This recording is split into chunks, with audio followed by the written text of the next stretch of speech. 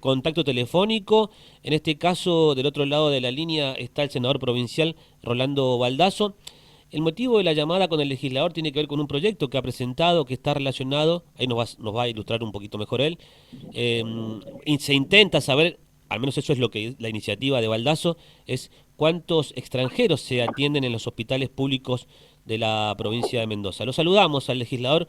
¿Cómo le va, Baldasso? Lo saluda Silvio Barroso. Buen día. Bienvenido al sur. ¿Cómo te va, Sergio? Buen día y un saludo a la audiencia. Bueno, lo decías Ya, recién, este sí, proyecto interesante, ¿no? Al menos que ha generado también debate. Cuando leíamos el título esta semana, los oyentes ahí debatiendo, que esa es la idea también. Tenemos que recuperar el espíritu del debate también, ¿no? Sobre todos los temas. Coméntenos un poquito, ¿de qué se trata? sí, mira, muy bien.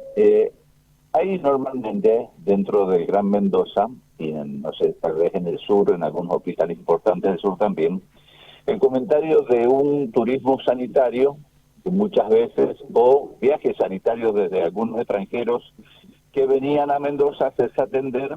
En algunos casos decían en Lago Mayor, en las parturientas, muchas parturientas de otros países venían, tenían el parto y luego se volvían a sus países por la diferencia monetaria. Eso también hay algunos comentarios que hay un turismo, como te digo, sanitario respecto a implantes, respecto a muchas de las situaciones que pueden ser hasta implantes estéticos. Entonces, a partir de eso y de los eventos que sucedieron en Jujuy, donde que sucedió en Bolivia, perdón, con un jujeño, que se les negó la atención y terminó muriendo luego en un accidente, y los comentarios que recibimos de muchos médicos que a veces trabajan eh, dentro de los hospitales, que dicen la verdad que atendemos varios extranjeros en el Mm, central, en el hospital Noti, hicimos un pedido para saber realmente dónde estamos parados, a ver si esto realmente es un mito o mm, realmente es una certeza de que hay muchos extranjeros que son atendidos. Entonces, bien,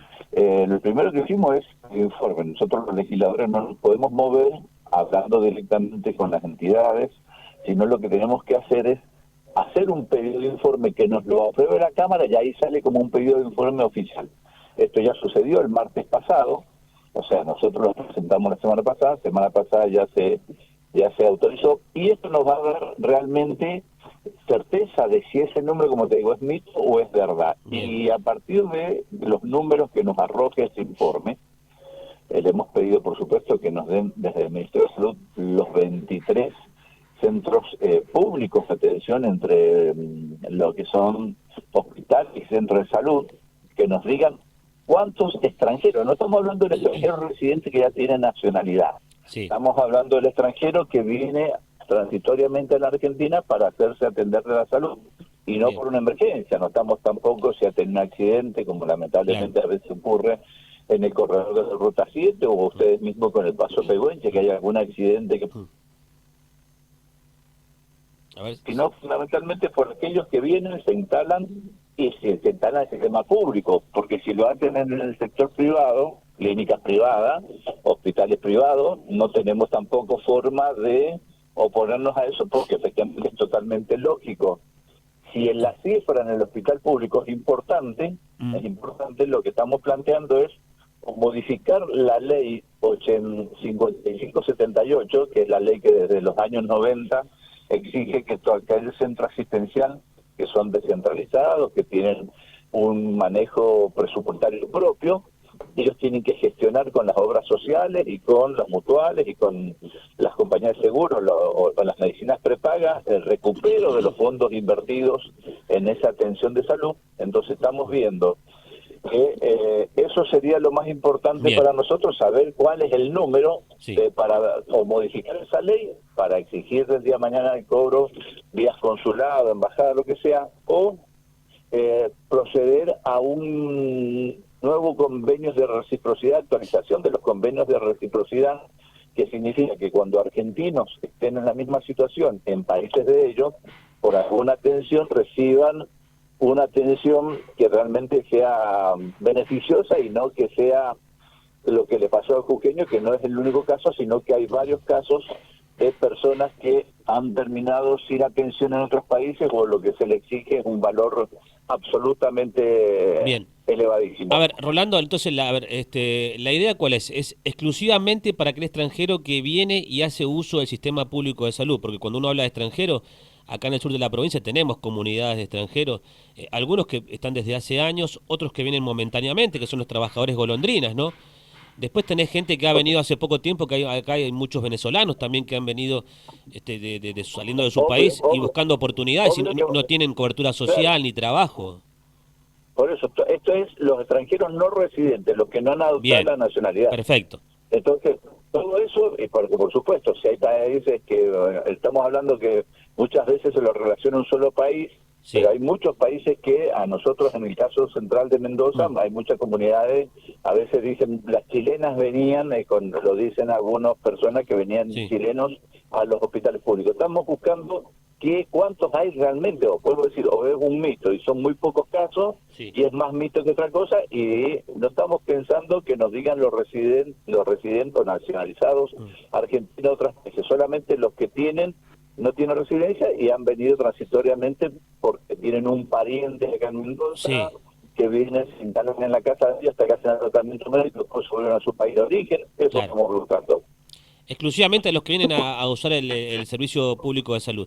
Y Exactamente eso. bien, claro, para que quede claro, porque se había originado toda una discusión allí, porque claro, imagínense, aquel que viene a laburar, aquel que viene a veces escapando de otro país buscando, qué sé yo, un horizonte mejor. Nosotros somos de un país, Nosotros, Argentina, no, somos no, descendientes de italianos, españoles, nosotros somos un país muy generoso siempre que fue, casi todos somos hijos de inmigrantes. claro.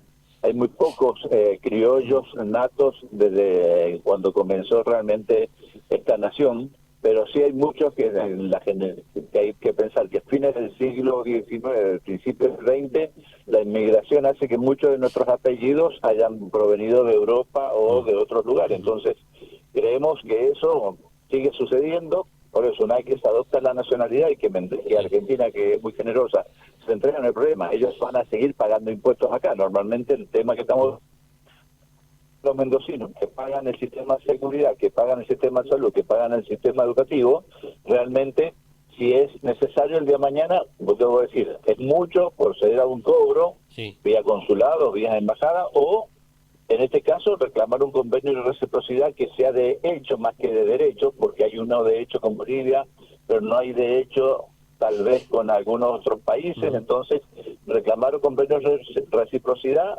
y fundamentalmente esto que dice siempre uno, cuentas claras conservan la amistad, eso es lo que estamos buscando. Bien, estamos conversando con el senador Rolando Baldazo, senador provincial del PRO, a propósito de este proyecto que ha presentado, que la idea es buscar, conocer, tal como lo dejó en claro, ¿no?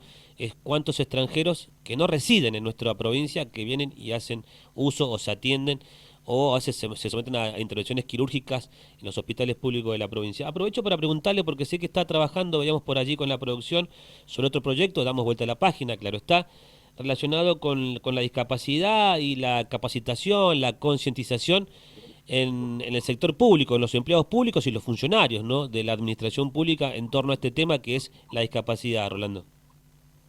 Sí, mira, ese tema de la discapacidad, hemos hecho muchos proyectos a lo largo de nuestro año y medio de trabajo que llevamos acá en la legislatura, tratando de que sea más fácil y accesible el manejo de los colectivos para discapacitados no visuales mediante una app que Ujú, tenga que ver, que les diga cuándo viene el colectivo, así como nosotros tenemos el sistema Mendotran que nos dice cuándo está viniendo. Es una persona que se mueve sola, que tiene capacidad visual, si no tiene oído auditivo, entonces hasta hemos pedido eso, hemos solicitado otro esquema de semáforos auditivos más importante en la vía pública, pero hay un tema que sí nos pareció que que está en este momento en la Comisión de Asuntos Sociales y Trabajo, que lo presentamos el año pasado, que tiene que ver con que hay muchas áreas que para dar verdadera inclusión, la inclusión no solamente es por el tema del género sexual, sino que hay una inclusión que a veces no se sabe bien cuáles son los programas que se pueden atender a los discapacitados, o más que discapacitados, personas con discapacidad, se ujú, llama el rubro. sí, Entonces, que estén realmente los que atienden al público, y muchos de los funcionarios que toman decisiones, que tengan claro cuál es la cantidad de normativas que hay sobre discapacidad y normalmente no los volteen o lo tengan dando vuelta al resto de de estas personas cuando van al sector público necesitan ser atendidos. Esos son el otro proyecto que sí es proyecto de ley. Este otro es solamente un pedido de informe que ya fue aprobado, como te dije, pero este Sí. proyecto de ley está en la Comisión de Asuntos Totales de Trabajo y pensamos, si Dios quiere, para el posterior al 17 de agosto, creo que el 18, ya tenemos una reunión que nos han invitado a la exposición del proyecto y que lo trate ya directamente esta comisión. Sabe que es muy interesante lo que plantea Rolando en torno a este tema del conocimiento respecto de los derechos que tiene la persona con discapacidad, porque la persona con discapacidad ya lo sabe los derechos porque los transita todos los días. El tema es cuando a veces va a hacer un trámite, ya sea una entidad que depende de la nación, de la provincia o el municipio, no importa cuál, se encuentra con que la persona que está en la mesa de entrada desconoce determinada reglamentación, normativa o ley. Yo siempre digo, la persona clave en una entidad pública, sea nación, provincia o municipio, es la mesa de entrada. Es una cosa que siempre le cuesta a las administraciones, Rolando. Yo para mí, el tipo que más tiene que saber es, con cariño tipo, ¿no? La persona que más tiene que saber es el de la mesa de entrada, que es el que te ordena, el que te guía, ya sea en un hospital, en la municipalidad, en ANSES, en el Banco Nación. No sé si usted comparte. Comparto absolutamente, y eso es tal cual. Vos cuando hay sketches que se hicieron en su momento, uno que hacía Susana Jiménez, otro que hacía Gazanda, del empleo público, la verdad que muchas veces les pasa eso a la gente que lo tienen volteando o en la tuerca, cuando tenía que plantar el arbolito, que iba a buscar el derecho para plantar el arbolito, muchas veces sucede eso. Entonces entendemos, primero, que la capacitación real de la gente que está en contacto directo con la persona que viene a ser atendida, y segundo, el jefe. Hay un dicho clásico en la administración o en la administración privada que dice: si te sirvió mal el café, echa el gerente. O la persona, si el cafetero te sirve mal el café, echa el gerente. Y eso pasa porque muchas veces no solo hay que estar atendiendo ahí, sino que al jefe, que es el que tiene que estar con el ojo visor y con el ojo atento y mirando para mejorar, no para sancionar, sino para mejorar esto y hacerle más fácil la vida a los contribuyentes, las personas que tienen que dirigirse al Estado en cualquier ámbito, municipal, provincial o nacional, sea más sencillo. Bueno, Rolando, un gusto. Le hago una pregunta, ya lo tengo a mano ahí porque le estamos preguntando a todos los legisladores, concejales y demás de todos los partidos políticos, ¿qué piensan de esta actualidad que hoy es parte y hace mucho ruido, que es el reclamo de los trabajadores de la educación? ¿Qué piensa de lo que ha Mira, pasado, de la actitud del gobierno, de las manifestaciones? Nosotros hemos charlado con padres, con docentes, con celadores, con políticos y bueno, queremos escuchar su opinión, Rolando.